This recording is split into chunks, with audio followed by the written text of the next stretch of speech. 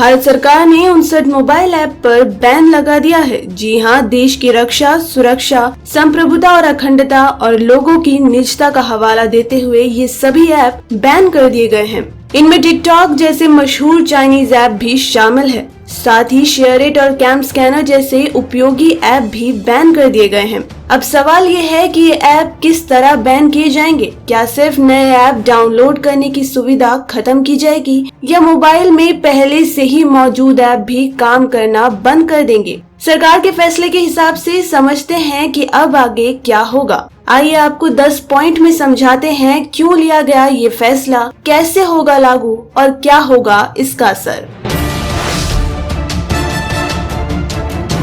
IT act की धारा 69A के तहत केंद्र सरकार ने ये फैसला किया है।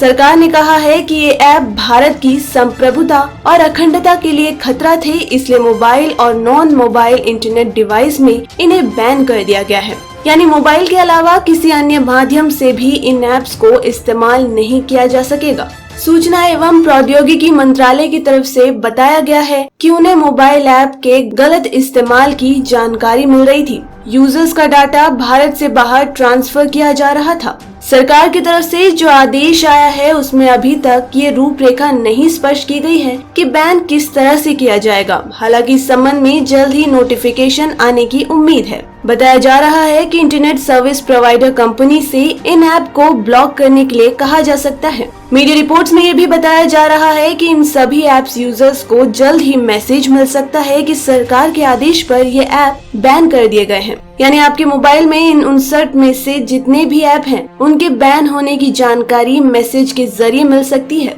टिकटॉक समेत कई ऐप अब भी पहले की तरह ही काम कर रहे हैं। मंगलवार सुबह खबर लिखे जाने तक टिकटॉक आसानी से ओपन हो रहा है। अब ये ऐप कब तक चलता है या इसका एक्सेस भी बंद हो जाएगा, ये अभी स्पष्ट नहीं है।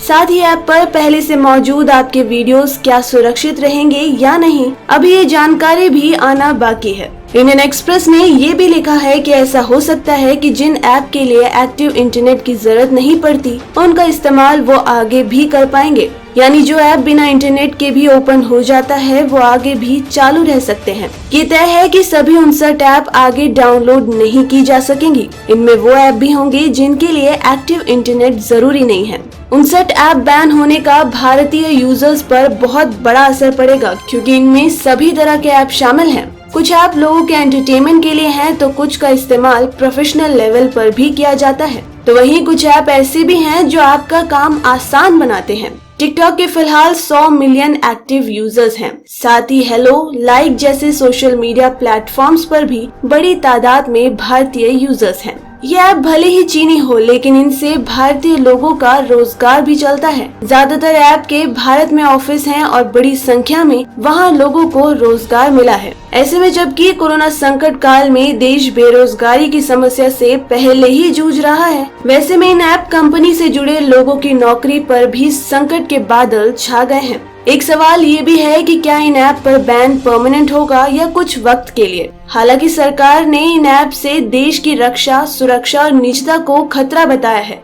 ऐसे में आगे क्या इनसे बैन हटाया जा सकता है, ये अनुमान थोड़ा मुश्किल है। लेकिन मद्रास हाई कोर्ट के आदेश पर पिछले साल कुछ दिन के लिए टिकटॉक पर बैन लगाया गया था, लेकिन कोर्ट का आदेश हटते ही ऐप वापस आ गया था। हालांकि अभी सरकार ने जो वजह बताई है वो बेहद गंभीर है। साथ ही चीन के साथ भी भारत के रिश्ते तनावपूर्ण हैं। ऐसे में कहा यह भी जा रहा है कि इन ऐप पर बैन के जरिए सरकार चीन को सबक भी सिखाना चाहती है। तो दोस्तों, आपकी इस बारे में क्या राय है, हमें कमेंट करके जरूर बताएं। और अगर आपको ये न्यूज पसंद आई तो लाइक और शेयर करें। ऐसे ही लेटेस्ट अपडेट्स के लिए बने रहिए हमारे साथ। सब्सक्राइब कीजिए हमारा चैनल लेटेस्ट और इंटरेस्टिंग न्यूज के लिए।